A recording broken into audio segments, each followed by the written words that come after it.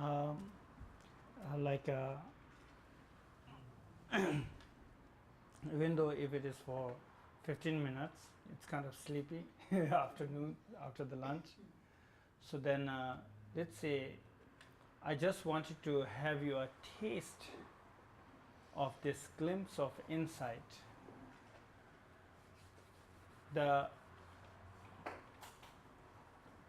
I want to ask your experience first. When you try to see that yourself, what did you notice? Can anyone answer for me? What did you see? When I asked you, what are you thinking? What did you experience? During the meditation, there were times where there were no thoughts. Yes, when you watch your thought, what did you see? Yes. Mine kept going to the future, everything I had to do and take care of. Did you see your thought? Yeah, thought that it was busy with future thoughts. Okay, how about you? Present. I was aware of the residual perception of light on my retina. And I just was focused on the awareness of that sensation, that perception. But did you see thought? Light, the light, the residual light patterns on my retina, and just let that be aware of that. Okay, but when you look at yourself, what did you see? Like I will ask you right now, what are you thinking right now? Just a state of awareness. I'm just aware of the moment, aware of the sound, Yes. aware of the sight. Are you thinking? No? Okay. Anybody else? What are you thinking? You. Yeah, sure. Okay. What are you thinking right now? I know this is, you can't hold the thought, but I have the awareness of paying attention to attention and Do you have any thought? You can't catch it. Yeah. You can't catch it. Yeah, you cannot catch it. Why not? As soon as you're there, you're gone. Yeah, there is no thought, right? Here, are you? Maybe, yeah, all the way. Yeah. What are you thinking? Behind. What are you thinking? Have you find any thought? How about you? No thought. Always when you are about to form a thought, you become aware it's already the past. And so Yeah. you can never catch up There with is the no moment, thought, it's right? emptiness. There is no thought, right? Besides thought, what do you think? Is fear is a thought or not? Is fear the thought or not? The fear. Is fear thought or not? It's not? Fear. Fear is a thought. I say fear is a thought. Don't you think? Or anything that okay, what? But it's based on past or future. It's not based on now. Exactly. Fear is thought. Thought should be present. If there is a fear, that if fear exists, anything exists, it should be exist in a present. Don't you think? If there is a fear, then fear must exist in the present. Without existing in the present, how can you say it's only remain in the past and future? It must be here. Does that make sense? Right? So then you would never see your fear in the present. I don't understand. Does that make sense? If a car comes towards me and I'm afraid, like driving on the freeway, the car comes into my lane, isn't that like a fear? Is it present fear? That time you are not even observing your fear. You are outward. You are not inward. You are still outside the door. That means you feel like this is a haunted building. you never see the ghost when you come inside. When you come inside, if you don't see the ghost, believe it, there is no ghost. Does that make sense? Only when you go outside, you think there is a ghost, that's your paranoid. If there is a ghost, you must face the ghost when you come in. At least one time. Okay? But what if you're being chased by a lion or a bear? Even though, fear in that moment. when you really look at yourself, you are not in fear. Hopefully that'll never happen, but Yeah. I think I would feel fear, maybe not think fear, but I think I would fear for my life. Like here, I will tell you one thing. that I don't know if you ever experienced like chasing by the lion, The problem will be you will not able to concentrate it because it's too big thing. But take one small thing, like when you caught in a fight with your partner or with anybody, at that time you think you are mad, are you? Right? You will think that I'm mad. At that time you should catch your mind. If you are really mad, reflect yourself just now what you did. If you find your anger, I bet you're not angry. You will not find your anger. Because you are only outward that you think you are angry. But when you really look at yourself, you're not mad. You were never mad. Does that make sense? But your body temperature will be quite high, but this is out of fuel. The car going out of fuel, like kind of. Okay? So the truth, that is the truth. You know, it's in a short time to talk like this profound.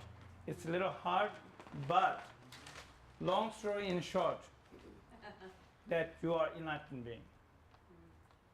You will never fear. You will never stress. If you practice this, you can give up your medication. Choose the meditation. Give up your medication. You know? Okay. I didn't have a thought, but I was very aware of my throat. Okay. And there were sensations. Mhm. I watched them. Now, I have a friend who has some fear around her thymus gland, and Mhm. if she has a sensation, the moment it's like, oh, cancer, that's the connection. Mhm. The fear comes after the sensation, if there is concern. Okay. If there is a concern, yeah, that concern is also the thought. Right. Yes. Then when you look at the thought, there's not even concern. Concern also, you would not find the concern either. Whenever we body react, it's first start here with thinking about it. You see what I mean? And then I'm like a practicality way, just like you don't have just the practice what I'm talking to you. It will, if not enlighten you, but reduce your problem. Does that make sense?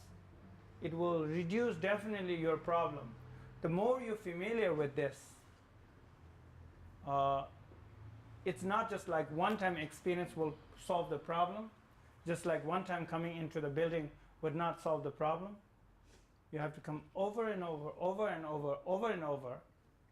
Then in the end, that habit will change.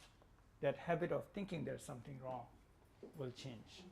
Then you, once you gain the confidence, that will be the true confidence, not from praising from your dear mother or father, saying you're prince or princess.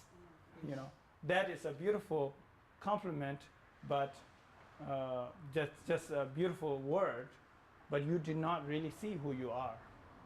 By seeing yourself who you are, and then gain your confidence, that's the true confidence. Then that confidence has some beauty, the beauty of genuine humbleness, not like a egotistic humble kind of thing. It will be some beautiful attitude and quality there. So that earlier I was kind of laying out that generally idea for Buddhism and like what is our desire and what Buddhism can give you. Like say, of course it's the path of enlightenment, but also it can definitely reduce our problem, that day-to-day struggle, today's the world, that I just introduce you. This antidote, this wisdom is truly, it's just penetrating right on the head of exactly that your problem, that the fear, or that all these kind of little problems. You can see that how it works. Truly works. It's not like, still keeping you outside and petting you, saying, don't worry, there's nobody. It's just taking you inside and showing you where is it. You yourself is observing what is it. You know what I mean? And then you can see the logic, how it can cure your problem. Okay? So it's a long-term practice. It's not like one time and fix it. You have to earn it. And then this type of philosophy or the wisdom, here we definitely need it.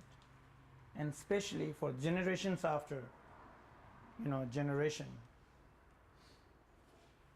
We slowly, people seems like going to engage more and more in medications. It's very scary. Without a medication, pills, nobody become like a normal being. That's scary, don't you think? So, right? It's not just not sick for yourself, for the next generation. Like we produced enough complicated stuff here.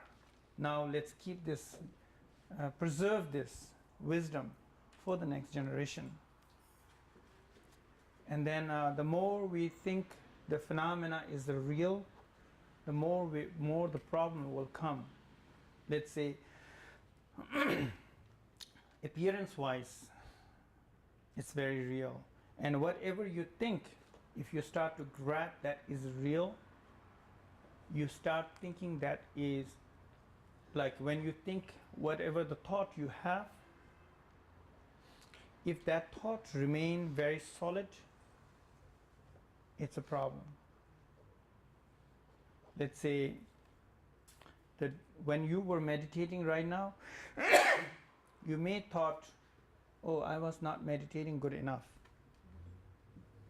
Oh, no, I didn't get it. But you got it. I'm telling you, you got it.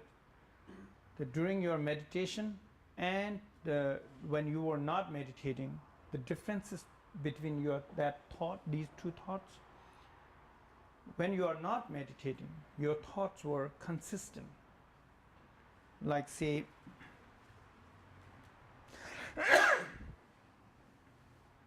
this is a consistent rope, let's say.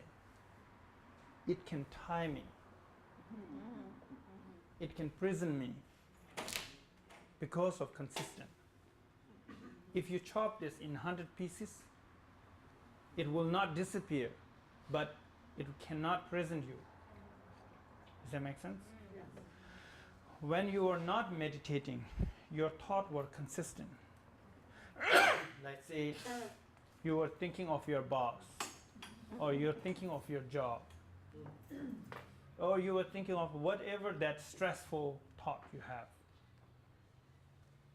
Then you're so into that thought, you're caught. And so real, the thought is so real, you are probably mumbling yourself. Probably you were swearing. Like I've seen many people in New York City like that. They talk like that, kind of punching themselves in a subway. I feel so sad, but helpless, because that thought is so real to them. Mumbling ourselves. Then the more the thoughts are real, the more it comes to your appearance. That's how your words are like nasty. So then when you are meditating, thoughts are not that way. Probably you think, I have so many thoughts, but thoughts are pieces. Those pieces, like, because as soon as you're aware, that thought broke. Isn't that right? Thought broke. That is important. You have to break down your thought. Its number of thought is not a problem. Consistent is the problem. Does that make sense? But when it broke, it is broke because of you are aware. Does that make sense? You are aware, the wisdom arises. And then once thoughts become more real and more real, that's how, let's say, sometimes you have thoughts that are real, you're mumbling. Imagine that thought consists very real for a long time. You'll be mumbling all over the street. Then that we call abnormal, crazy, because they remain like that. So far, fortunately, we don't remain that, or we can reduce remaining, even shorter, with your practice. If you just keep spoiling your thoughts like that, not for just you, your kids, please help your kids. Teach them meditation. It's very important. I think more important for your kids. I've been seeing many problems in kids because of they never take care of their mind. Thoughts become so real and so real, so real, they start hearing things. Does that make sense? Yes. They start hearing things because they think the thought is real. They exercise the thought, real thought. Thought is as a real. And they start hearing. That's nothing, just thinking. If whatever I think, if that is a real, if I start believing, then thought is thought. The mind goes so extreme crazy. My mind too. There's no limitation. That's the nature of the mind. We don't have to be embarrassed about this mind. This is mind. It can go all over. It's just mind, free, like a wind. Wind have no discipline. It will just fly everywhere, right? So the mind. But if whatever I think, if I take that is a real, I would be crazy then. Then they start seeing things too. When they whatever they think that is a real, so that way, to reduce that what you call real solid kind of idea, reduce your thought less real, and then phenomena take this life little less real, less serious. Everything will be fine. Learn a little bit like that. Atheist or theist. I choose theist because of one reason is for my problem, for my particular, when I struggle, I was born and raised with a philosophy of believing Buddhas and Bodhisattvas. Whenever I struggle, either I will go to meditation or I pray. What happened tomorrow, I have no idea, but I will pray. But if I don't have someone who I believe something, then what would I do? Regardless of what believe, I think it is important to have something to believe that help us to do something when we are struggling. So now the experience what I gave you, just like the wisdom, it's called Rigpa. Can you say that? Rigpa, yes. No thought awareness. Even though if that is a glimpse, that experience you will be facing, that experience what you had is the picture of the wisdom. Does that make sense? Okay? Picture of the wisdom, not the actual wisdom. By seeing the picture of the wisdom over and over, then one day you will see the actual wisdom. Then it's one step before seeing the actual wisdom. And then, if you are familiar, seeing the actual wisdom is, in Buddhism, we call path of seeing. If you remember, if anyone who have familiar with that, I just throw that, yeah.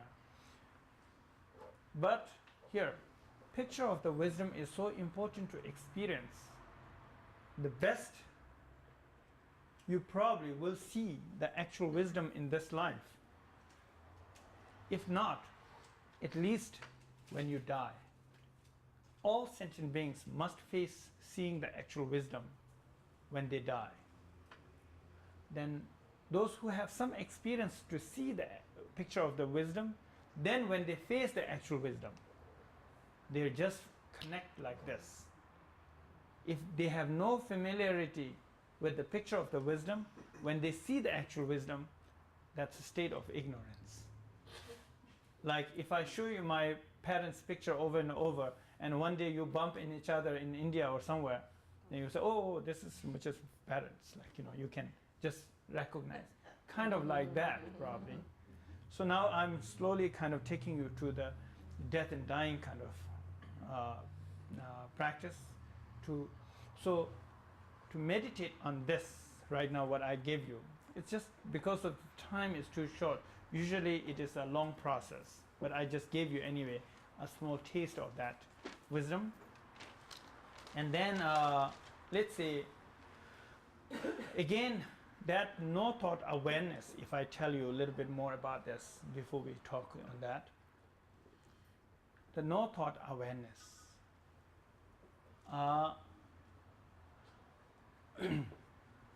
is a state of non-dual. It's similar to how you grow the plant, roses, these flowers. Like our nature is like a flower, you know, and you have two responsibility. The one, you should take care of its root.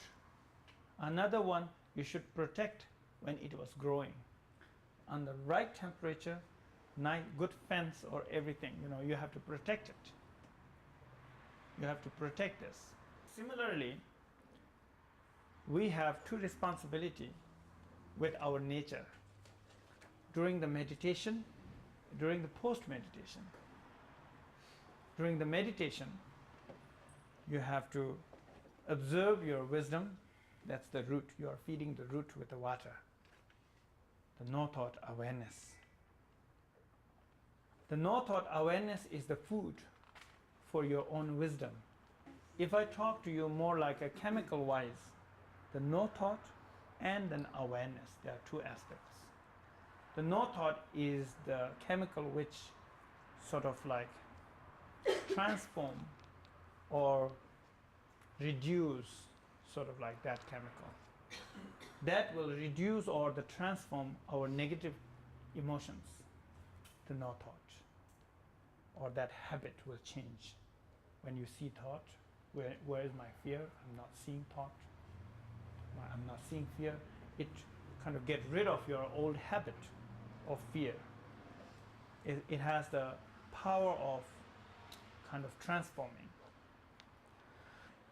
And then awareness is there. If you don't have the awareness, imagine, if you just do the no thought, what happened? That no thought will not just reduce your positive quality, no, negative quality, but also it will reduce your positive quality too. Which means it will kill your universal love and compassion quality too, warmness quality. I wonder if some meditators make these mistakes. Even though they were long time meditators, they feel very cold to me. Cold personality. I wonder if they are just totally in no thought, mindless, instead of awareness. The awareness piece is extremely important. That because awareness quality, no thought awareness, the awareness will not preserve but also it produce the positive quality, that warmness, love and compassion, confident, fearless. Those quality also it produce from that awareness quality. Does that make sense? Yes. Those no thought and awareness are so subtle, but it just like when you feed the water in the root, so then it bring beautiful colors and beautiful flowers and beautiful leaves and all these colorfully from the feeding the root. Without feeding root, fence is useless.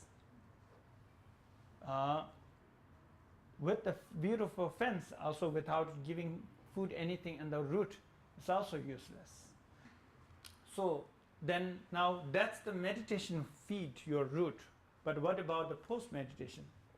During the post-meditation, how much you are non-dual during the meditation, but you should be dual when you are in post-meditation. Dual about discipline. Discipline about negative action versus positive action. It's not always non-dual. Slapping someone and feeding someone are equal. It's not true. You know, they are totally different. Be disciplined, right? When we are in not meditation, like a post-meditation, protect this flower, which is growing beautifully. Make a beautiful fence. You know, then you are dualism. You are dual. But say good versus bad, negative karma or negative action versus positive action, they are different. So make a discipline, how to generate love and compassion, how to be kind to others, and then like those things are important to be disciplined. So together, then those are the two wings that we can fly into the island of enlightenment. With just one wing, you will be jumping and banging your face on the floor over and over. With just a meditation would not cure the problem and help the problem. Just with both wings that we have to fly. The both are equally important, right? And that's what Guru Padma Sambhava have said. Tawa namka vechan tonayan lejum de patsa vechan shuguyus, which, yeah, you know, right? If your view is higher than the sky, yet your discipline should be preciser than the flower, you know, which means how much you are non-dual when you are meditate, but when you are not meditating, you should be more dual, which also sometime some of probably hearing first time Tibetan Buddhism, or sometime maybe you have heard Tibetan Buddhism saying, oh, Buddhism don't believe God or Buddhas and like that, but that's not true either. Like when we come to the post-meditation, as a stepwise in the beginning, it's pretty much similar to how Catholic. We believe there is Buddha. For temporarily, yes, we believe there is some savior. So if there's nothing, then what can we do with a pardo? Just try to lead here. You will see that how we are practicing with saviors. And we believe there's a savior, but in a very absolute ultimate truth, that's just non-dual, just like what we experience a little bit. But from the relative point of view, yes, there is savior like Buddhas and Bodhisattvas. That much we believe it. Okay.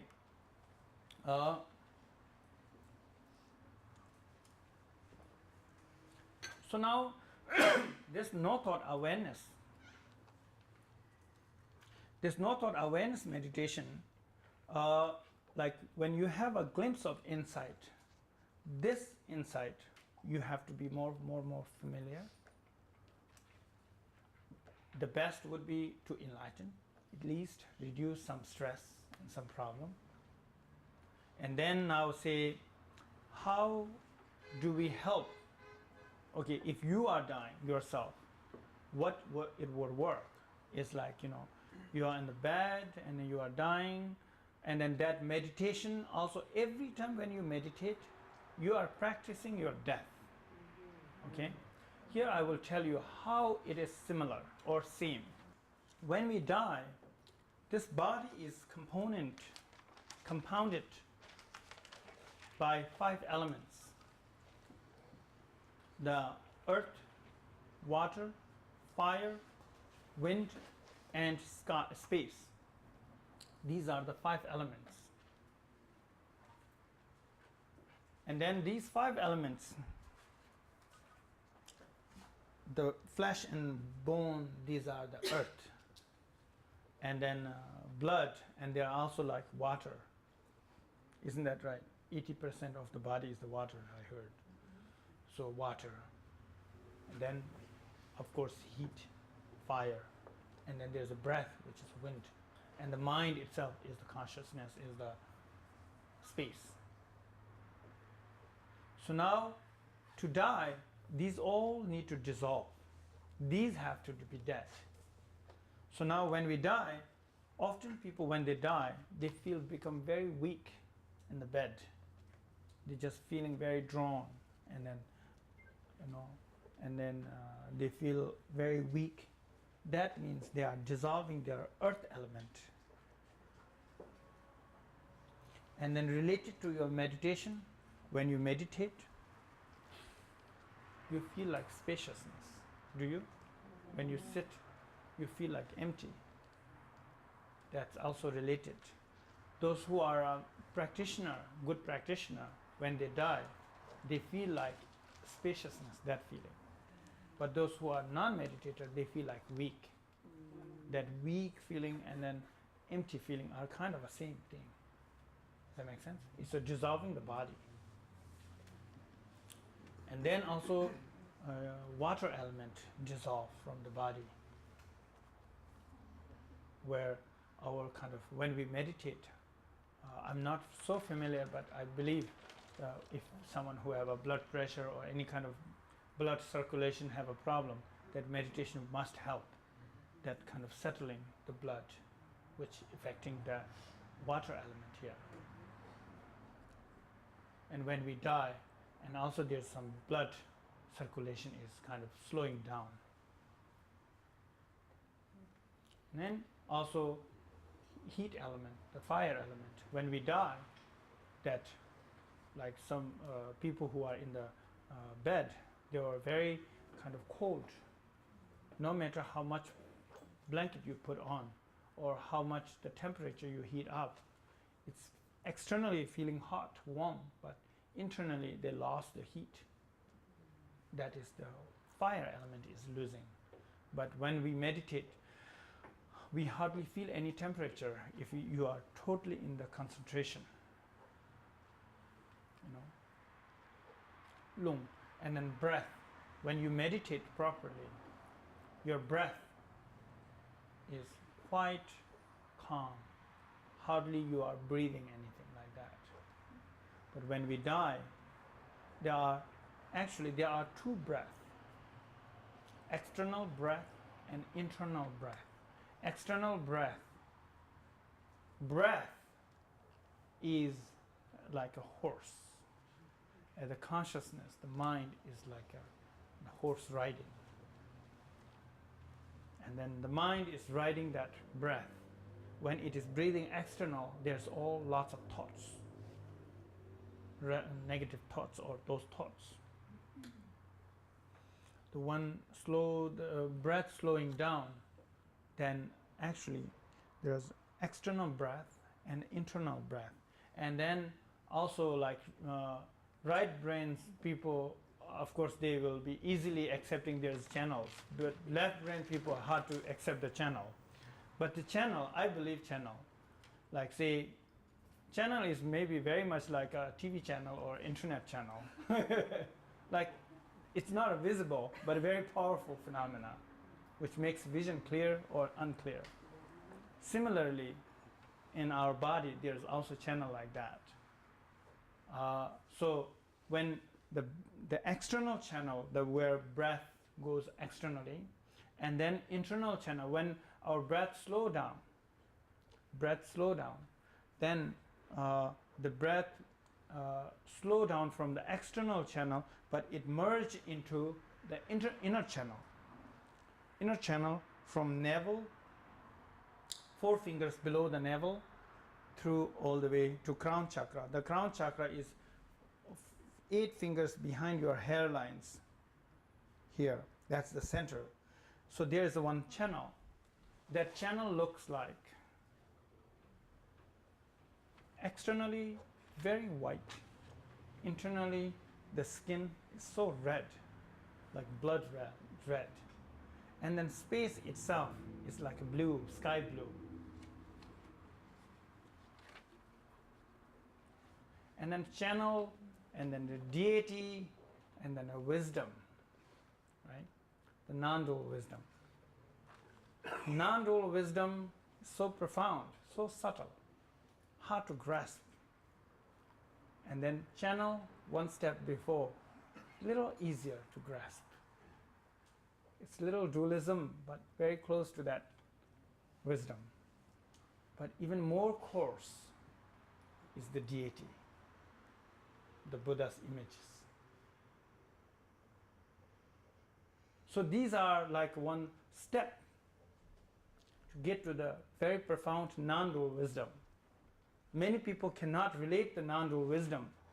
For them, we have to make a one bridge to get there. That's why there are different methods.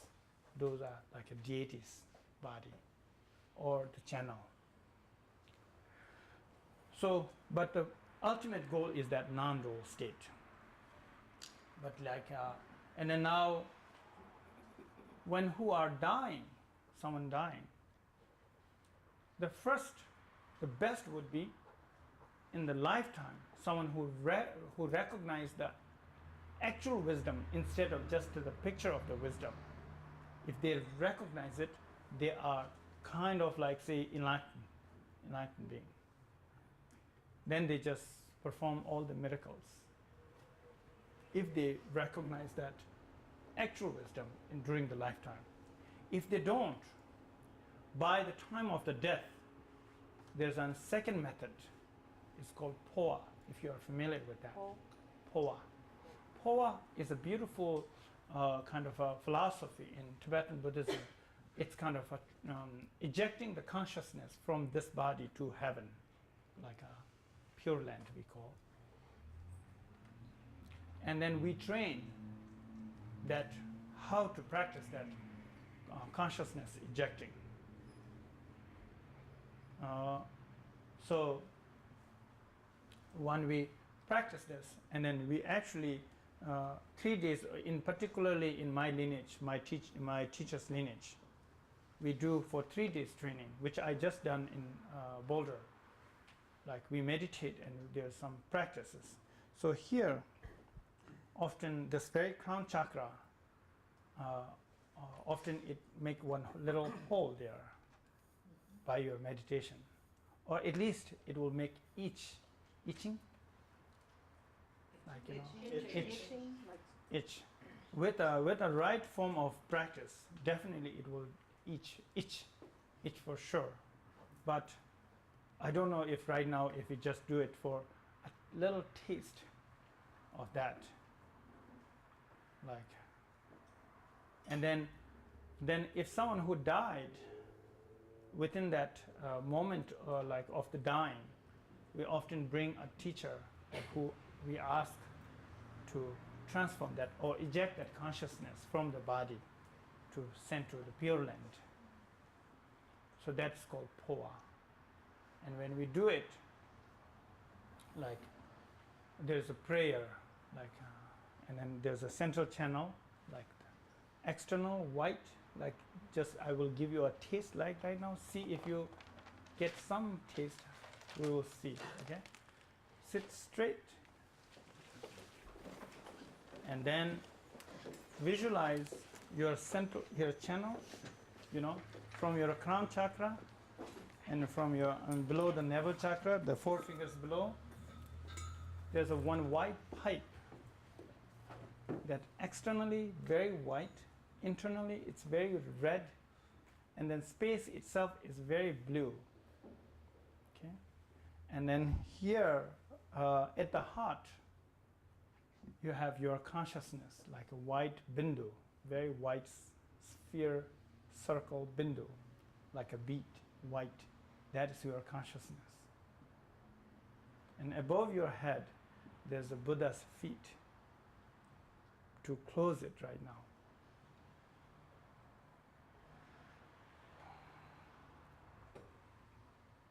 And when I'm making a sound, that consciousness is flying, but hitting that crown where the Buddha's feet touching.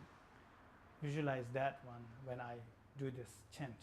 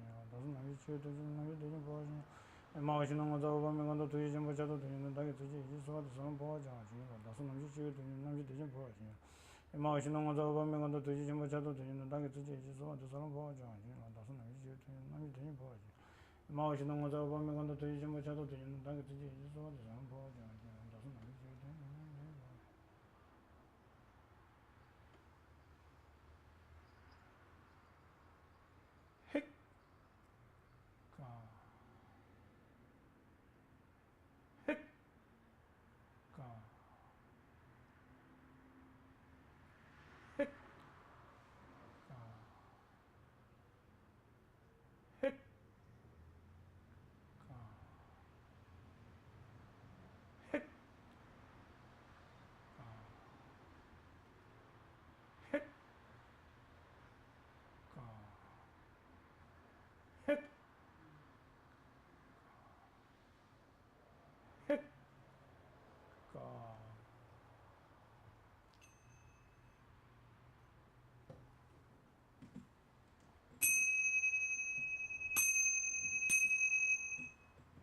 Just that's one little sample, right? That's how we usually train. And then there's one more like intensive training. In that way, then like there's some sign comes, and then those who have this sign, those are easier when they are deaf. And then otherwise, let's say, of course, regardless of what, and we try to perform this. This one is called kind of what do you call POA, ejecting the consciousness. And then what happened is that when the person's body is dead, then here, sometime it's kind of like after the death, like people check with the hair. If you pull the hair, it will just come out like pulling the hair from butter. Just it's just very obvious sign. Yeah, right here. Yeah, from this performing this ceremony, that just signs are very obvious. Or otherwise, like okay, that's a second method. Opportunity to enlighten for the death and dying. So now the third one is now like that Pardo Tudul practice. So now if someone who is dying, imagine Pardo Tudul, hearing, liberation through hearing, the Tibetan book of the dead. I really love this book. If you ever want to learn more intensively, this book is so important. This book is the first complete version of this Tibetan book of the living and dying, the first complete translation. It may be complicated, but just keep it for your life, and you can learn more and more. If you want to learn very traditional, it has a complete version of how to handle the death and dying.